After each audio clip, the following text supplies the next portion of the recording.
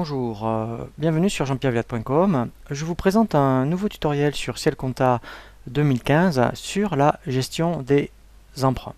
Le principe de ce tutoriel est de vous montrer comment faire dans un premier temps une simulation d'un investissement et par la suite, si vous souhaitez concrétiser cet investissement, on va voir comment après effectivement le mettre vraiment en cas réel sur Ciel Compta et générer les écritures automatiques déjà de l'emprunt, du remboursement après tous les mois des intérêts et des mensualités.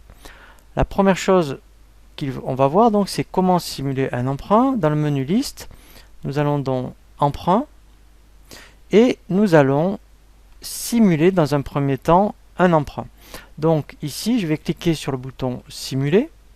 Voilà, donc là, tout simplement, si vous voulez, admettons, faire un investissement pour du matériel informatique et donc vous voulez faire un emprunt de 10 000 €, vous allez indiquer un taux, admettons ici annuel, sur une durée par exemple de 36 mois. Il y a des frais avec un montant fixe, admettons de 15 €.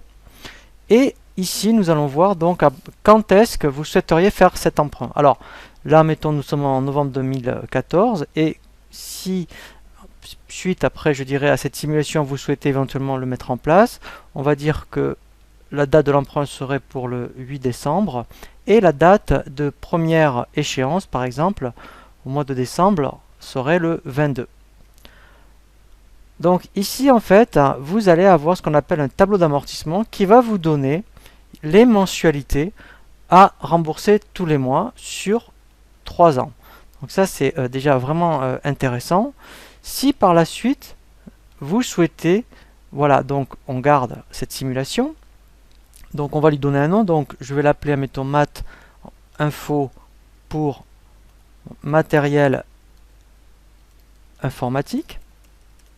Voilà. Et ensuite, si cette simulation, vous voyez, donc quand on se met sur tous, voilà, donc en fait, vous voyez, elle est en bleu. Si cette simulation, eh bien, vous voyez, donc après ici, on a également une fiche, vous voyez, vraiment une fiche emprunt. Donc là, c'est voilà, ouais, c'est vraiment très très bien fait. Si par la suite, donc, vous voulez concrétiser cette simulation, on va passer, vous voyez, en emprunt actif. Donc je vais cliquer sur le bouton, voilà, emprunt actif. Donc là, par contre, effectivement, c'est irréversible. Donc je vais faire oui.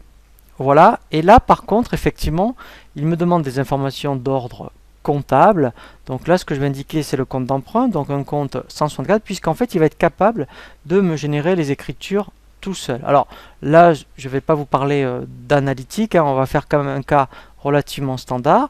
Les charges d'intérêt, donc là, tout ce qui est 661, et là, après, dans votre plan comptable, voilà, vous avez ces charges financières ou 661, vous voyez même intérêt des emprunts et dettes, donc on peut même prendre le 661-100, et tout ce qui est compte de frais, donc là, par contre, alors, soit vous mettez ça dans du 627 ou du 661, donc moi, pour vraiment, je dirais, le distinguer, voilà, je vais le mettre dans du 627.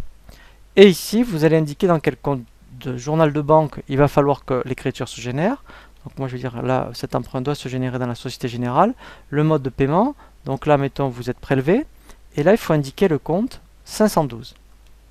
Donc, une fois que vous avez indiqué toutes ces informations, ici, vous voyez, vous pouvez choisir, mettons, à quelle échéance ça doit se générer. Soit vous laissez vraiment à l'échéance type, puisqu'en fait on avait dit le 22 décembre, donc là vous indiquez, mettons vraiment le rien, donc ça sera le 22. Si vous voulez que ça se passe 3 jours avant, eh bien vous indiquez ici une échéance. Donc là ça sera le libellé de l'écriture, donc là mettez peut-être échéance remboursement, voilà, emprunt. Voilà, math, voilà, alors après on est un peu limité, donc là après il faudra faire attention, hein. Donc je vais laisser emprunt. Ici ce qui peut être intéressant c'est d'ajouter dans le libellé en plus une date, voilà, donc là il vous mettra en plus la période. Voilà, donc là en fait je dirais votre emprunt est vraiment bien paramétré, donc là après quand je vais faire OK, voilà, effectivement il va dans un premier temps, vous voyez, me proposer de passer l'écriture d'emprunt. Donc là, je suis vraiment dans lorsque je vais vraiment avoir, vous voyez, les 10 000 €. Donc là, je vais demander, admettons, ben voilà, j'ai reçu, admettons, un virement. de la banque. Voilà, et là vous indiquez un numéro de pièce.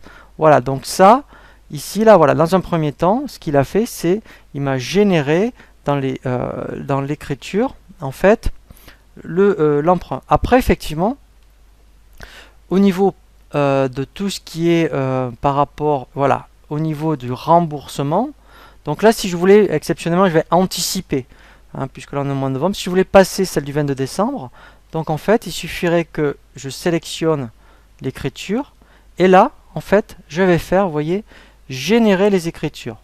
Voilà, donc là, je mets oui, voilà. Alors là, c'est pas grave, puisqu'effectivement, elle est en dehors de la paire de saisie, mais je vais faire quand même continuer. Voilà, donc là, vous voyez, il me l'a bien comptabilisé. Donc, si vous voulez ensuite vérifier effectivement qu'il vous a bien passé les écritures des remboursements mensuels, il faut aller dans le menu Liste, Écriture.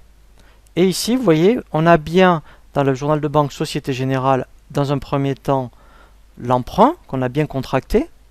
Et ensuite, ici, vous voyez, on a bien la première échéance de remboursement. Donc, vous voyez, c'est vraiment intéressant d'avoir choisi la période.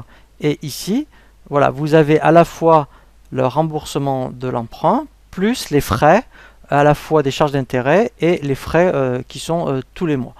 Voilà, donc c'est vraiment très intéressant. Moi, je vous le conseille vraiment si vous avez des emprunts vraiment à faire, eh bien, de lancer une simulation et ensuite de vraiment la rendre active via Ciel Compta, parce qu'en plus, même au niveau des documents annexes, vous aurez ce qu'on appelle les tableaux d'emprunt et c'est vraiment très intéressant. Nous allons voir maintenant un tutoriel sur les immobilisations, un peu dans le même principe que les emprunts, où à partir d'une fiche immobilisation, eh bien, nous allons voir après comment créer les écritures de dotation aux amortissements et éventuellement même de cession d'immobilisation.